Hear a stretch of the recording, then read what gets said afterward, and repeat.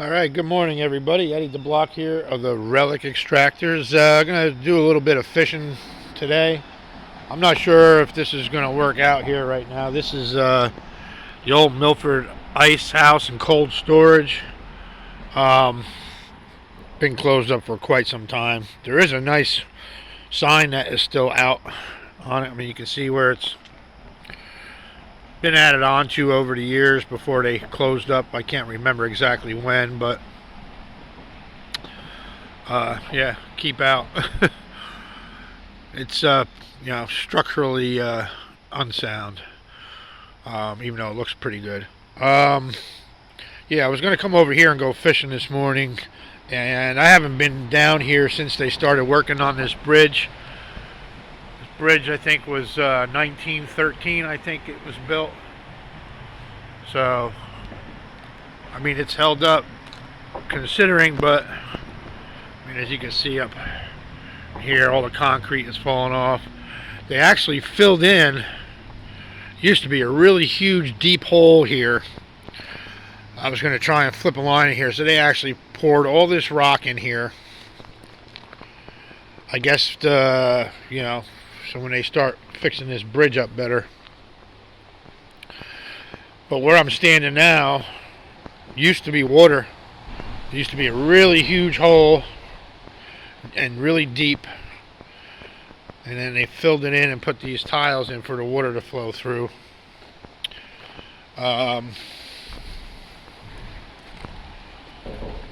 So, I mean, there's like nothing to it now.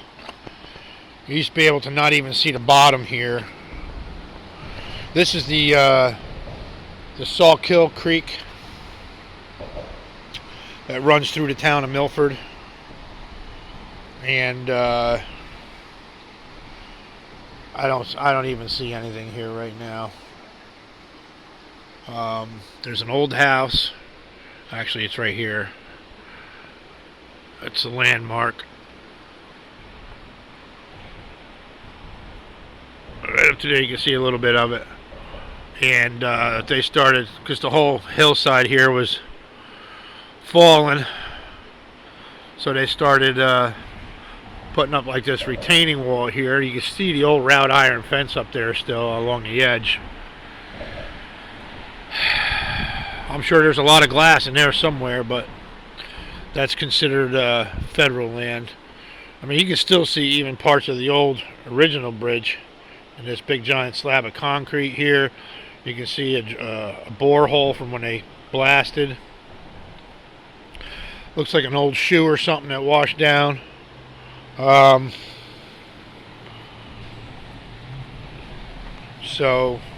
I don't even see bait fish rolling around in this spot here. That's a shame. This right here from this tree used to come around and then over to these trees and then down, and this whole thing was a good 8 foot deep at one point, maybe 6, but and it used to hold a lot of fish. So I think I wasted my time coming here, but it's a nice,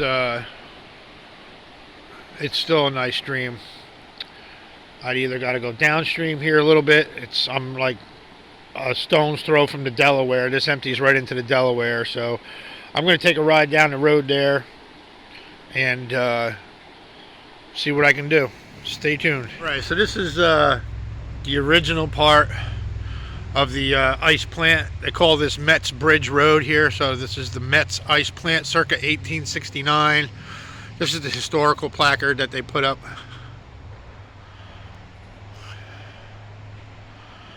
For the town of Milford here.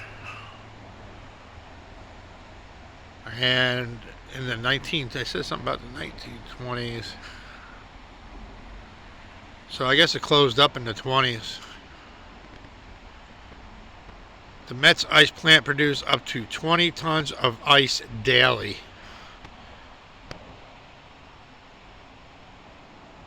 And used the water behind the place here, so they must have had a water wheel at some point. Hydro powered. Yep, Saltkill Creek. Originally as a grist mill in 1869. And this was the add-on. I'd like to have that glass globe over in that light fixture. Some of those fit in the old railroad lanterns too.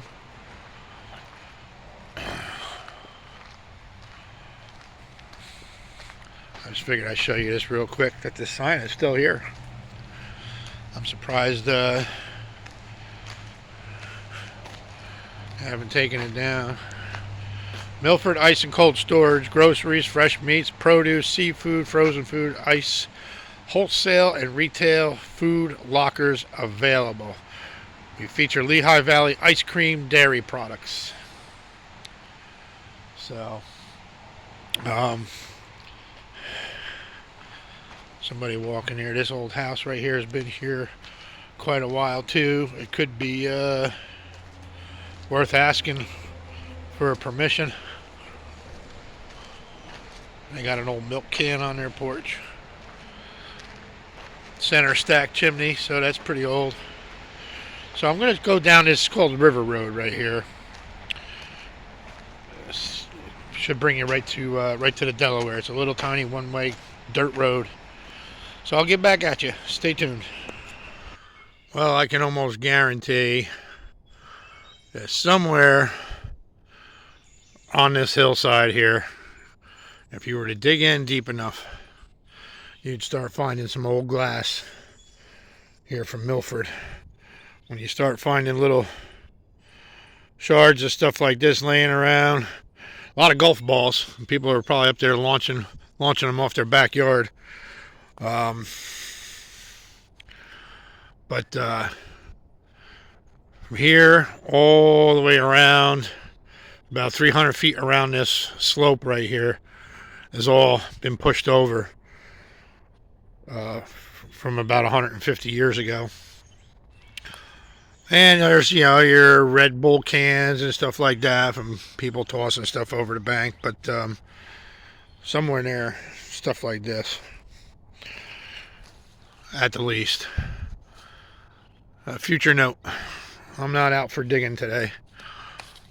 I'm going to see if I can get down to the river. I just figured I'd stop and see if anything's washed out of here.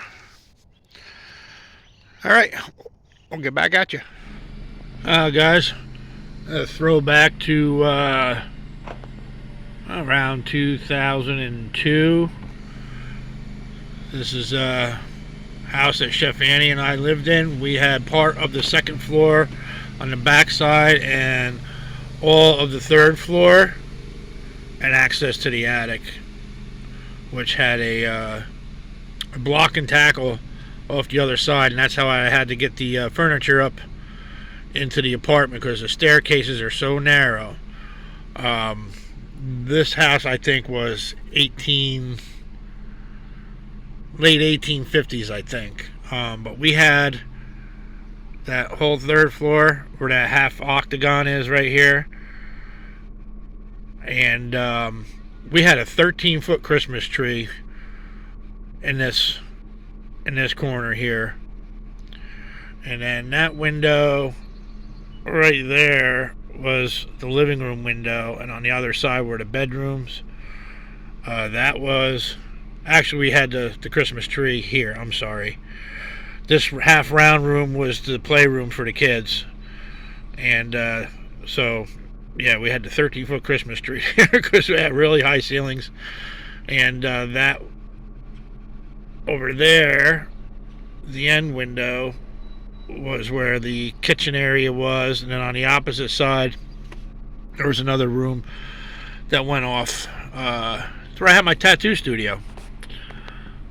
And then there's an alleyway that passes behind each street, so I think that's where they would have all the outhouses, and the honey dippers would come in and, you know, dip the outhouses and where I just came up out of allegedly was the old town dump, although we really don't see any evidence of that.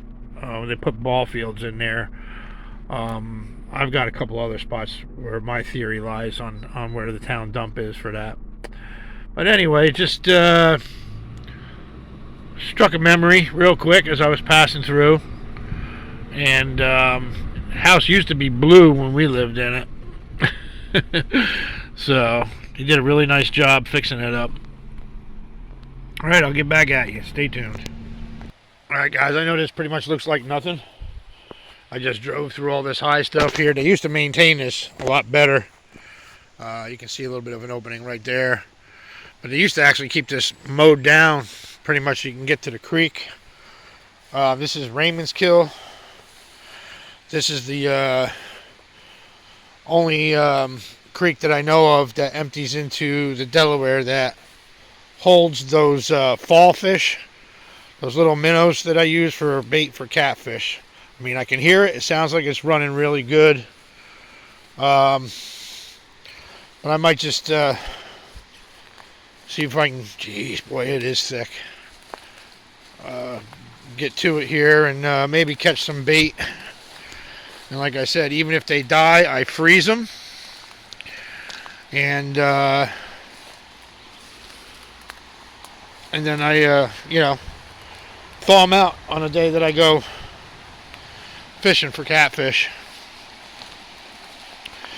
And this bridge has been here for, I can't remember how long. I'll get you a good look at it here in a second. Let me get my footing down here. But there are signs of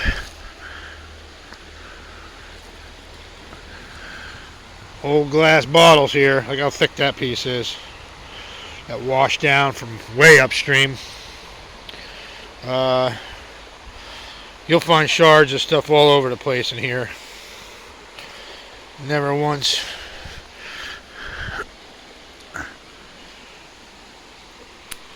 looks like mason jar pieces.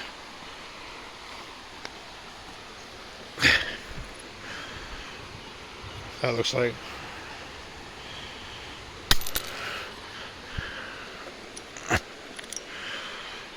beer bottle.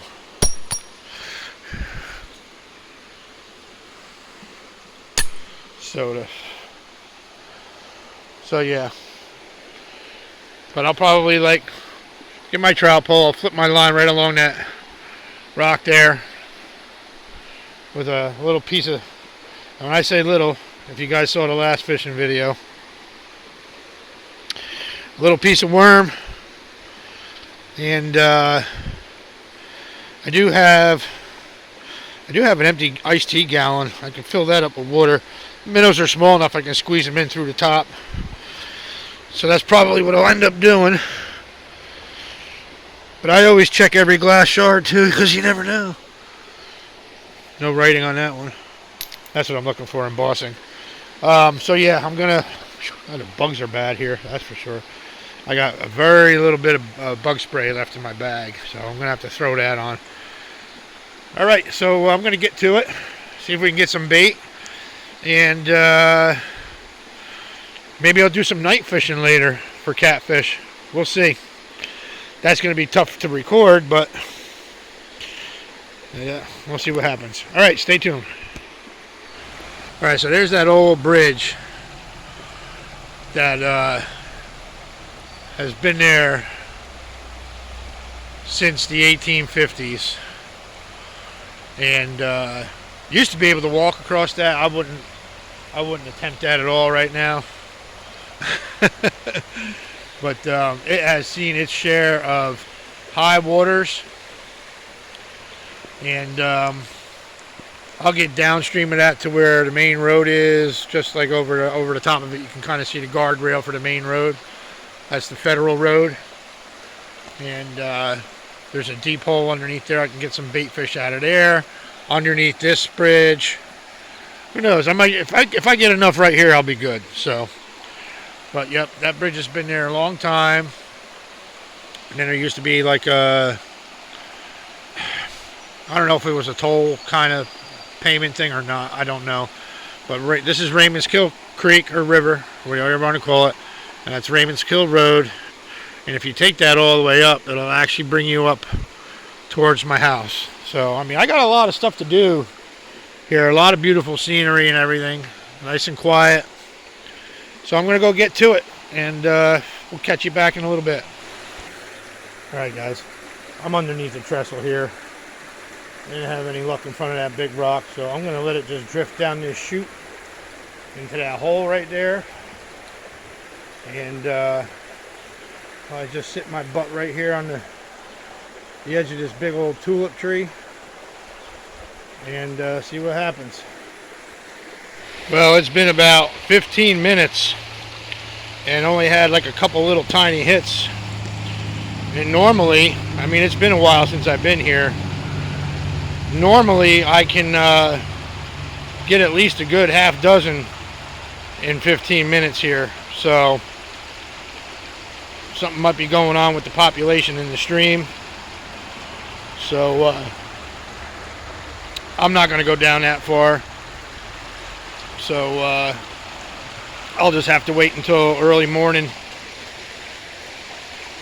to go down to the Delaware and catch them there as I fish. So, alright, well, on to the next part of the adventure. Alright guys, well, I'm going to try one more spot up around the bend here before I totally give up on it. I remember there's a couple deeper holes up over here. So I'm going to take a little walk right up in here and we'll see if we can get a couple bait fish.